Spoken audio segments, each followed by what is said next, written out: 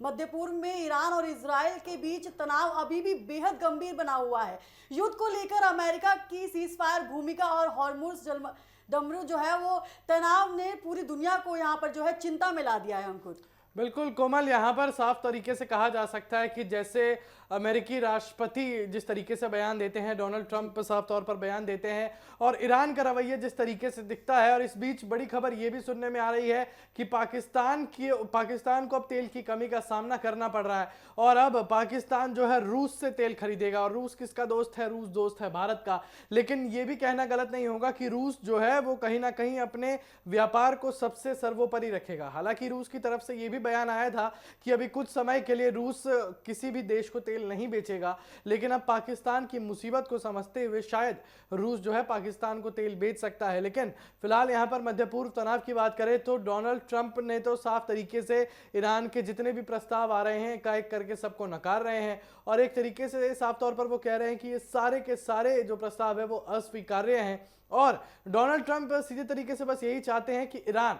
जो है घुटनों पर आ जाए और अमेरिका से माफी मांग के अपनी हार को कबूल करे। अमेरिकी राष्ट्रपति डोनाल्ड ट्रंप ने कहा है कि ईरान के साथ सीजफायर लाइव सपोर्ट पर है, यानी संघर्ष जो है वो फिर भड़क सकता है। बिल्कुल, और ईरान और अमेरिका की हम यहाँ पर बात करेंगे तो वो आपस में एक दूसरे की शर्तें मानने को तैयार नहीं है। हालांकि सीज फायर नाम का कहा जाता है, लेकिन यहाँ पर ईरान सीधे तरीके से ये कह देता है कि हम अमेरिका की शर्तें नहीं मानेंगे, अमेरिका कहता है हम ईरान की शर्तें नहीं मानेंगे। अब ये दोनों आपस में एक दूसरे की शर्तें नहीं मानेंगे तो सीज फायर तो नाम का ही रह गया। लेकिन कुछ खबरें ऐसी भी आई थी जिसमें साफ तौर पर यह बताया गया, डोनाल्ड ट्रंप ने एक तरीके से कह दिया था कि भैया हमने तो हमला कर दिया है, क्योंकि ईरान की तरफ से हमले की कोशिश की गई थी, लेकिन ईरान अभी तक यही कहता आ रहा है कि अमेरिका एक बार इशारा तो करे उसके बाद हम हमला करेंगे। लेकिन अब अमेरिका ने इतना बड़ा इशारा कर दिया है, इशारा तो छोड़िए पूरा का पूरा बम दाग दिया है आपके ऊपर, लेकिन उसके बावजूद आप यहां पर क्या करने की रणनीति में है वो तो चलिए खैर वक्त बताएगा। लेकिन फिलहाल कोमल ये कहना गलत नहीं होगा कि सीज फायर जो है वो कमजोर होता नजर आ रहा है। देखिए यहाँ पर जो है ईरान ने अमेरिका पर जो है अनुसूचित शर्तें थोपने का भी आरोप लगाया है और कहा है कि अगर जो हमला हुआ तो जवाब और बड़ा होगा। देखिए अंकुर, ये युद्ध जो है वो लगातार रुकने की संभावना में नहीं आ रहा है और लगातार खबरें सामने आ रही है कि जो युद्ध है वो आगे और भयानक मोड़ ले सकता है। बिल्कुल, और यहाँ पर जो है भारत की अर्थव्यवस्था को लेकर भी काफ़ी ज़्यादा बातें निकल कर आ रही हैं। आपको बता दें कि कैसे यहाँ पर प्रधानमंत्री मोदी ने पश्चिमी एशिया तनाव को लेकर जो है अपनी कुछ बातें रखी, जिसमें उन्होंने जनता से आग्रह किया कि आप 1 साल तक सोना खरीदने से बचें, आप पेट्रोल का इस्तेमाल जो है संयमित तरीके से करें, और वर्क फ्रॉम होम की सुविधा अगर आपको मिले तो आप ज़रूर अपनाएं, वर्क फ्रॉम होम करिए। लेकिन जनता में यहाँ कहीं ना कहीं घबराहट नज़र आ रही है। जनता को ये लग रहा है कि मध्य पूर्व तनाव की वजह से, या यूँ कहूँ पश्चिम एशिया तनाव की वजह से जो है अब भारत पर असर दिखने लगा है। लेकिन यहाँ पर एक्सपर्ट्स का सीधे तौर पर यह मानना है, TV7 भारत ने भी काफ़ी फाइनेंशियल एक्सपर्ट से बात की थी और उनका भी ये मानना है कि ये एक तरीके से स्ट्रेटजी है, ना कि कोई फेलियर। लेकिन विपक्ष अभी भी घेरता चला आ रहा है कि भैया ये तो आपका फेलियर है। फिलहाल यहाँ पर मध्य पूर्व तनाव को लेकर बात करें तो अंतर्राष्ट्रीय स्तर पर जो है हर देश को यानी कि पूरी दुनिया को इससे झटका लगा है, आर्थिक झटका भी लगा है। देखिए अंकुर, लगातार जिस तरीके की यहाँ तस्वीरें सामने आ रही है कि वो यही जाया कर रही है कि युद्ध जो है आगे और भयानक मोड़ ले सकता है। और आपको बता दें कि हॉर्मोन्स को लेकर भी जो है वो तनाव बढ़ गया है और ये दुनिया के तेल व्यापार का जो है सबसे अहम समुद्री रास्ता माना जाता है, जो यहाँ किसी भी सैन्य कार्रवाई से जो है वैश्विक तेल कीमतों पर जो है भारी उछाल यहाँ पर आ सकता है। और भारी उछाल अंकुर यहाँ पे लगातार इस युद्ध के चलते हुए देखने को कई चीजों में भारी उछाल जिस तरीके से देखने को मिल रहा है, तेल की कीमतें यहाँ पर लगातार बढ़ती हुई नजर आ रही हैं। बिल्कुल, और रिपोर्ट्स के मुताबिक जो है तस्वीरों के माध्यम से समझे, अगर फुल फ्रेम में तस्वीरें चले तो यहाँ पर साफ तरीके से कहा जा सकता है कि खाड़ी क्षेत्र में अमेरिका और ईरानी सैन्य गतिविधियां फिर तेज हुई हैं। ड्रोन और मिसाइल हमलों की खबरें जो है वो सामने आई हैं। लेकिन यहाँ पर सीधे तरीके से कहा जा सकता है कि फिलहाल मध्यम पूर्व जो तनाव चल रहा है इस वक्त, मध्य पूर्व तनाव जो चल रहा है, लेकिन उसमें अमेरिका की शर्तें जैसे यूरेनियम जो है अमेरिका को सौंपना, न्यूक्लियर वेपन्स दोबारा ना बनाना, और उसके बाद ईरान का कहीं ना कहीं अमेरिका से माफ़ी मांगना, ये सारी शर्तें जो है ईरान की आत्मसम्मान को ठेस पहुंचाता है। और आत्मसम्मान तो चलिए बात की बात है, लेकिन फिलहाल जो ज़रूरत की चीज़ें हैं उन पर भी ज़्यादा ध्यान दिया जाएगा, ज़रूरत की चीज़ों पर ज़्यादा जो है गौर किया जाएगा। और यहाँ पर ज़रूरत की चीज़ें जैसे कि न्यूक्लियर वेपन्स, ईरान का साफ तौर से कहना है कि हाँ, हम अपने न्यूक्लियर वेपन्स बनाने या इस रखने कम कर देंगे, लेकिन हम बिल्कुल ख़त्म नहीं करेंगे, हम उसको बिल्कुल ख़त्म नहीं करेंगे और ना ही आपको यूरेनियम देंगे। अब सोचिए कि ईरान यहाँ पर अमेरिका की कुछ शर्तों को मानने को तैयार है, लेकिन डोनाल्ड ट्रंप चाहते हैं कि ईरान उनकी सारी शर्तें माने, ईरान उनकी सारी शर्तों पर जो है वो कबूल करे। देखिए कहीं ना कहीं अंकुर, ये युद्ध पूरा जो है अब शर्तों पर आकर खड़ा हो गया है। दोनों ही देशों में से कोई भी एक दूसरे की जो शर्त मानने पर तैयार नहीं हो रहा, और इसका असर जो है युद्ध का असर कई देशों पर यहाँ पर लगातार देखने को मिल रहा है। कच्चे तेल की कीमतों में जो है उतार चढ़ाव यहाँ पर लगातार देखने को मिल रहा है। वैश्विक बाजारों में जो है स्थिति जो है वो कई ज्यादा गंभीर नजर आ रही है। लगातार जो है भारत में भी जो है चिंताएं बढ़ गई हैं, और भारत के साथ साथ कई देशों में जो है इस युद्ध को लेकर चिंता बढ़ गई है, क्योंकि महंगाई लगातार जो है वो अपने चरम पर है। बिल्कुल, और यहाँ पर जो है कोमल, सीधे तरीके से कहा जा सकता है कि Bharat, Pakistan, Russia, China, Japan, कितने भी देश हो, बाकी देशों की भी मैं बात करूंगा जो खुद को सबसे ज़्यादा एक तरीके से डेवलप्ड बताते हैं, खुद को एक तरीके से जो है बताते हैं कि भैया हम तो सबसे आगे चल रहे हैं, उनको भी कहीं ना कहीं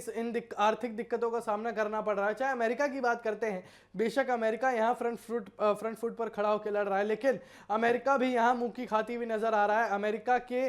शेयर मार्केट से इतने अरबों डॉलर गायब होते नजर आ रहे हैं कि अमेरिका को बीच में जो है आर्थिक मदद लेनी पड़ रही थी अपने जो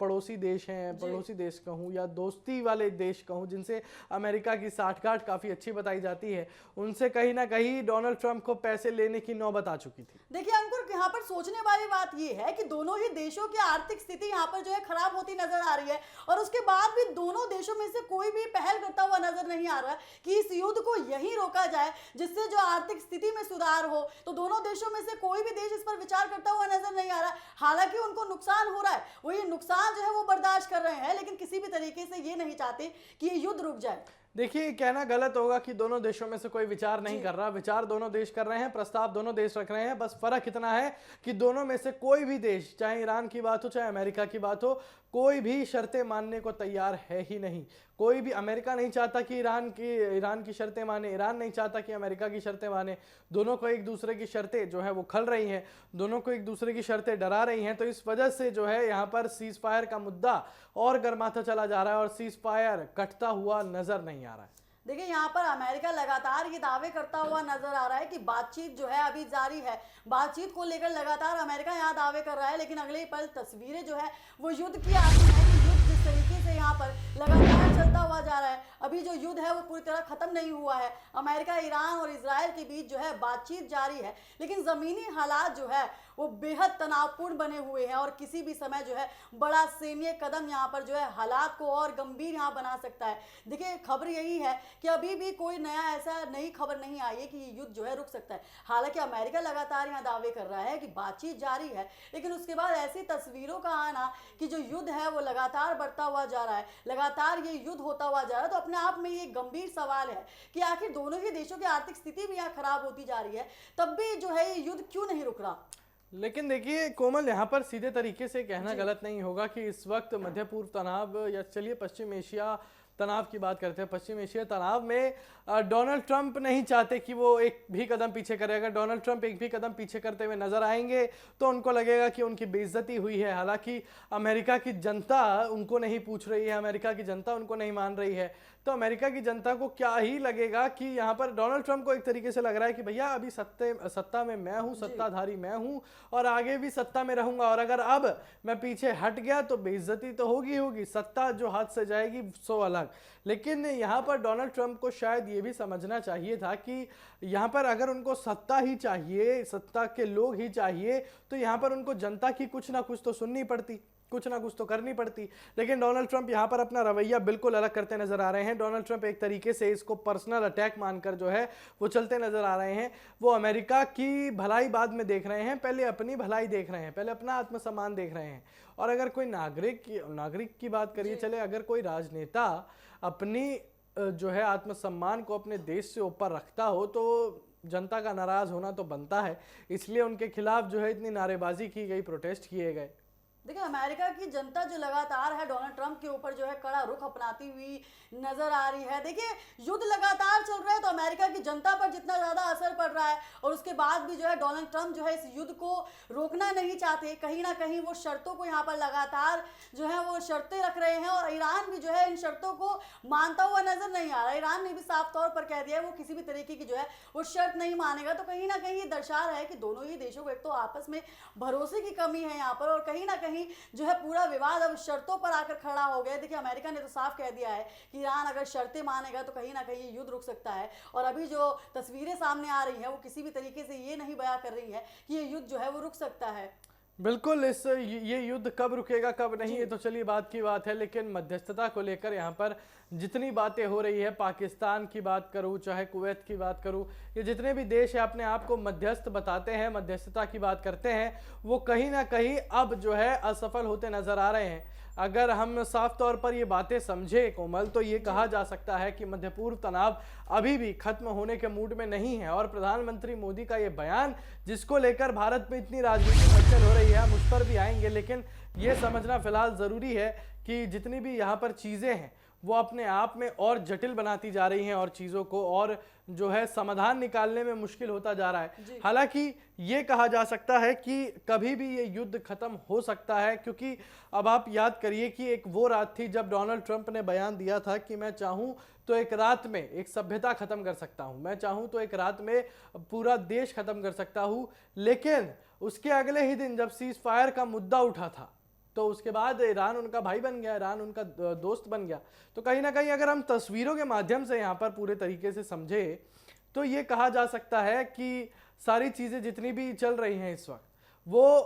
पूरी दुनिया पर असर तो डाल रही है, पूरी दुनिया को परेशान तो कर रही है, लेकिन उसकी वजह से जितनी भी गड़बड़ी देखने को मिल रही है, अब डोनाल्ड ट्रंप और ईरान को सुलह कर लेनी चाहिए, क्योंकि इसी सुलह में जो है पूरी दुनिया की भलाई है। क्योंकि चलिए, नुकसान तो सबसे ज़्यादा अमेरिका और ईरान को झेलना पड़ रहा है, लेकिन आर्थिक झटका कहीं ना कहीं यहाँ पर जो है अमेरिका के साथ साथ ईरान के साथ साथ भारत को भी पड़ रहा है।